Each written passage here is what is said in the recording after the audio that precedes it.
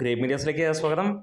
Marco ഹിന്ദിയിൽ തരംഗമാവുകയാണ്. പുതിയ ചരിത്രം അവിടെ എഴുതി ചേർക്കുന്നു മാർക്കോ. ഓരോ ദിവസവും റെക്കോർഡ് കളക്ഷൻ മാത്രമല്ല, തിയേറ്ററുകളുടെ എണ്ണം കൂട്ടുകയും അതേപോലെ ഷോ കൗണ്ടുകൾ ആഡ് ചെയ്യപ്പെടുകയും ചെയ്യുന്നു. ഇന്നലെ മാത്രം സിനിമയ്ക്ക് ആഡ് ചെയ്യപ്പെട്ട എക്സ്ട്രാ ഷോസ് നോർത്ത് ഇന്ത്യൻ സെക്ടറിൽ 140 മുകളിലുള്ള ഷോകളാണ്. ഇത് ഒഫീഷ്യലായി വന്ന റിപ്പോർട്ടുകളാണ്. ഇന്ന് സോഷ്യൽ മീഡിയയിൽ ഹിന്ദി വേർഷൻ തരംഗമാവുകയാണ്. വെറും 20,000 രൂപ മാത്രം കളക്ഷൻ വന്ന ആദ്യ ദിനം ഓർക്കുക. പിന്നീട് അവിടുന്ന് കുതിക്കുന്ന കളക്ഷനാണ് നമുക്ക് കാണാൻ കഴിയുന്നത്. ഇന്നലെ 7ാം ദിവസം സിനിമ നേടിയത് 7 ലക്ഷം രൂപയാണ് നോർത്ത് ഇന്ത്യയിൽ നിന്ന് മാത്രമായിട്ട്. അങ്ങനെ 29 ലക്ഷത്തിലേക്ക് സിനിമ എത്തുകയാണ്. ഈ ഒരു പോക്ക് പോവുകയാണെങ്കിൽ സർവ്വകാല റെക്കോർഡുകളും തകർത്ത് മലയാള സിനിമയുടെ ഏറ്റവും ഉയർന്ന ഹിന്ദിയിലുള്ള ഒരു കളക്ഷൻ ഈ സിനിമ തൂക്കാൻ അധിക ദിവസങ്ങൾ വേണ്ട. അതിനു മുമ്പ് ചാനൽ ആദ്യമായിട്ടാണ് കാണുന്നതെങ്കിൽ ഒന്ന് സബ്സ്ക്രിപ്ഷൻ പരിഗണിക്കണമെന്ന് അഭ്യർത്ഥിക്കുന്നു. ഒപ്പം നമ്മളുടെ 50,000 സബ്സ്ക്രൈബേഴ്സ് എന്ന മോഹം എത്രയും പെട്ടെന്ന് നിറവേറ്റിത്തരാൻ എല്ലാവരും സബ്സ്ക്രൈബ് ചെയ്ത് തരുമെന്നും വിചാരിക്കുന്നു.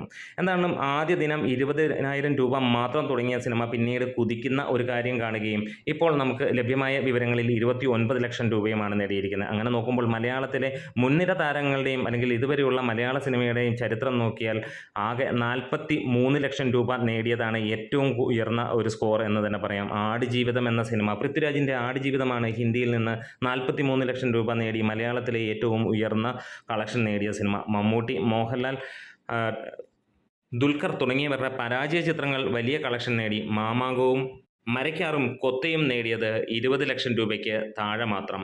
ഇന്ന് ഈ ഒരു സിനിമയ്ക്ക് നടക്കുന്ന കാര്യങ്ങൾ ആ റേഞ്ചിൽ തന്നെയാണ്. മാർക്കോ അതിഗംഭീരമായിട്ട് കുതിക്കുകയാണ്. ഇന്നും വലിയ രീതിയിലുള്ള തിയേറ്റർ കൗണ്ടുകൾ കൂട്ടുന്നു എന്നുള്ളതാണ്.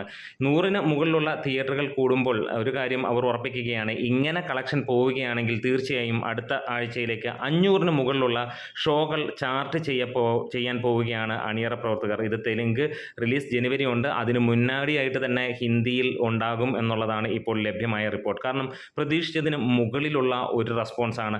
ഒരുപക്ഷെ അനിമൽ പോലെയുള്ള ചിത്രങ്ങൾ കണ്ട് കൊതി തീരാത്ത ഹിന്ദിക്കാർ ഈ ഒരു സിനിമ വലിയ രീതിയിലേക്ക് നെഞ്ചിലേക്ക് കയറ്റുന്നു. ഇന്ത്യക്ക് പുറത്തേക്കും സിനിമയ്ക്ക് ആ റേഞ്ചിലുള്ള ഒരു റെസ്പോൺസാണ് വരുന്നത്.